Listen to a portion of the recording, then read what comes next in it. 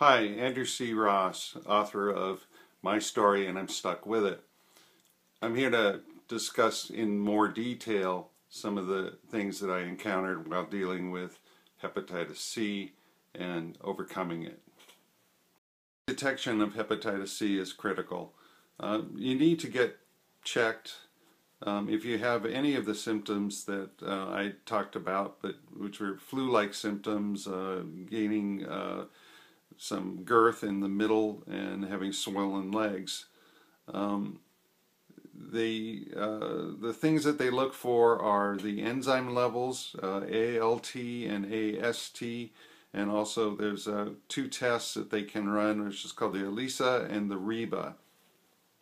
I was in my early 40s when I first started having these symptoms, and my doctor essentially just didn't believe me or something, and he would run a test, and it didn't make any sense to me, but he just kept telling me, you know, you're getting old and you need to get more exercise.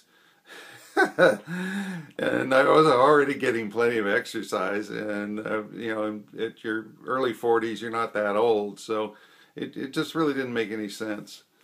But finally it reached a critical point, and my wife actually begged him to run the test, which he finally did. After I had the test done, I got a phone call at my office, and the guy was telling me that I had something called end-stage liver disease, which I had no idea what that was, and I had barely heard about hepatitis C.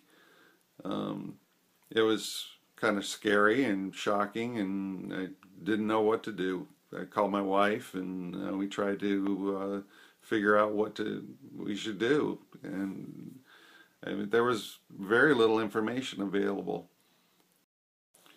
The point of what I'm talking about is that it's important to get tested early if you think you have any of the symptoms that are involved with hepatitis C. In fact, just as sort of a proactive move, anybody born between 1945 and 1965 should just get tested at least once, just to make sure, and eliminate yourself from the possibility of having this disease, because it's sneaky and it just creeps up on you, and then it smacks you upside the head, and you don't want that happening to you. I'm told by several people that a level 4 liver disease patient has a very slim possibility of survival, so I'm pretty lucky that way. At the time of my diagnosis in 2005, I was given a 5% chance of making it through to the end of the year. One of the motivating factors was we were going to go to Hawaii for Christmas, and I made it.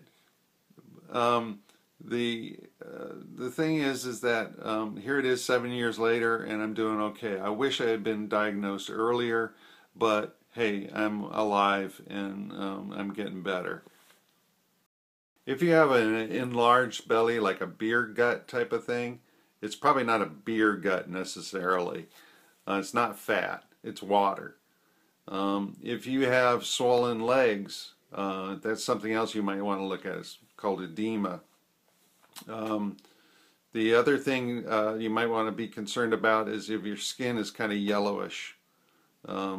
If you have flu-like symptoms for years and don't know where it's coming from, and if you just feel fatigued, it might be a good idea to get yourself tested. In fact, I would ask that everybody gets themselves tested if you were born between 1945 and 1965. I'm Andrew C. Ross. My book is My Story and I'm Stuck With It. It's a personal journey of overcoming hepatitis C. It's available at barnesandnoble.com and also amazon.com and lulu.com.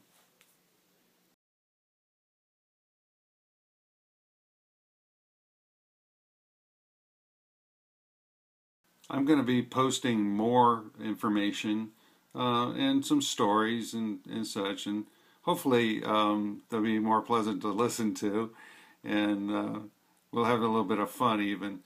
But you know, this is important stuff. There's a whole lot of ground to cover with it, and I'd like to share that stuff with you. So you know, keep an eye out. There'll be more videos soon. Bye now.